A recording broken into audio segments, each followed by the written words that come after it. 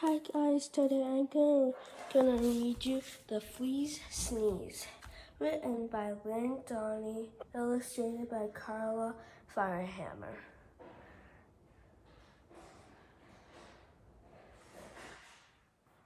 On a dark night on a old farm in a rickety tumble-down barn, everybody slept peacefully.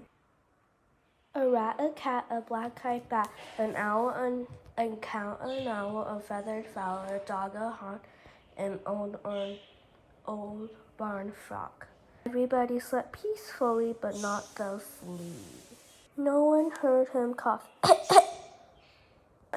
Not even the mouse he used for a house, or the rat, or the bat, or the black-eyed bat, or the cow, or the owl, or the feathered fowl, or the dog, or the hog, or the old barn frog.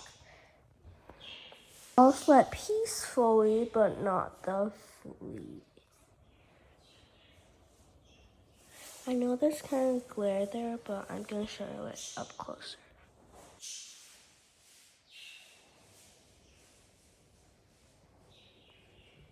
No one